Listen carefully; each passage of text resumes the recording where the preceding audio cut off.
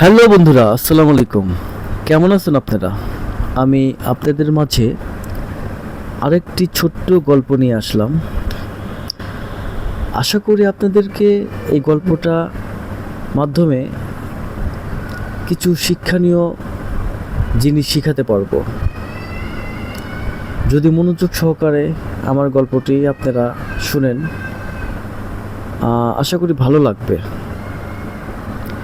আজকের গল্পটি একটি হাতি এবং তার বিশ্বাস। এক লোক হাতির পাশ দিয়ে হেঁটে যাচ্ছিল। হঠাৎ থেমে গেলেন। একটি বিষয়ে মনে দ্বিধা তৈরি করায় তিনি থমকে যান। তিনি দেখলেন এত বড় প্রাণী শুধুমাত্র সামনে পায়ে ছোট্ট একটা দড়ি দ্বারা বাঁধা হচ্ছিল। কোনো চেইন বা কোনো খাঁচা নয়। এই দড়ি এত বড় প্রাণীর পক্ষে ছেঁড়া খুবই মামুলি ব্যাপার। যে কোনো সময় চাইলে এটি ছিঁড়ে তারা মুক্তভাবে চলে যেতে পারে, কিন্তু বিশেষ কোনো কারণে তারা তা করে না। এই কারণটাই তাকে খুবই ভাবাচ্ছিল।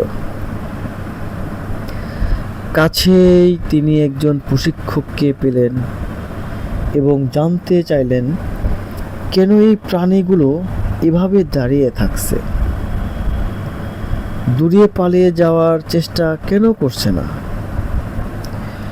তখন প্রশিক্ষক উত্তরে বললেন, যখন তারা খুব ছোট ছিল তখনও তাদেরকে এই সাইজের দড়ি দিয়ে বেঁধে রাখা হতো, যা বেঁধে রাখার জন্য তাদের ওই সময়ে ওই সাইজের জন্যই যথেষ্ট ছিল।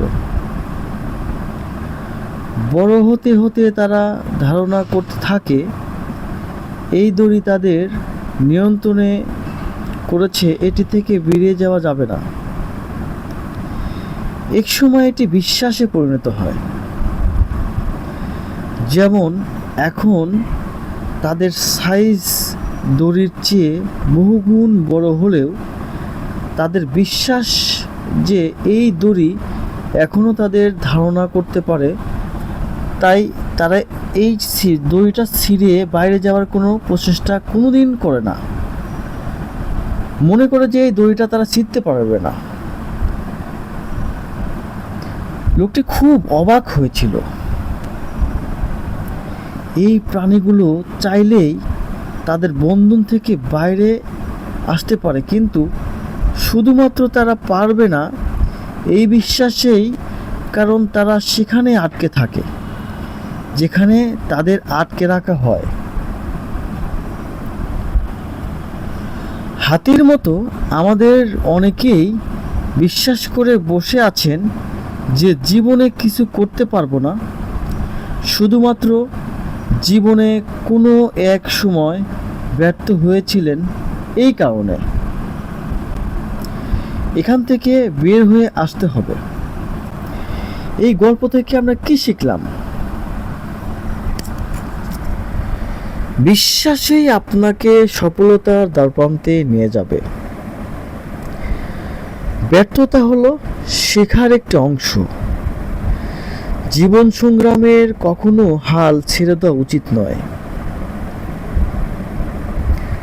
জীবনে কখনোই কোনো সময় ব্যর্থতাকে আপন করে কোনো কিছু হাল ছেড়ে দেওয়া উচিত নয়। আসলে ব্যর্থতা হলো জীবনের একটি শিক্ষার একটা অংশ। যে কখনো ব্যর্থতায় পড়ে নাই, সে জীবনে কখনো কিছু শিখতে পারে নাই। সেজন্য জীবনটাকে কোনোভাবেই কোনো সময়েই হাল ছেড়ে দেওয়া উচিত নয়। এই গল্পটা কেমন লাগলো বন্ধুরা? কমেন্ট সেকশনে জানাবেন প্লিজ।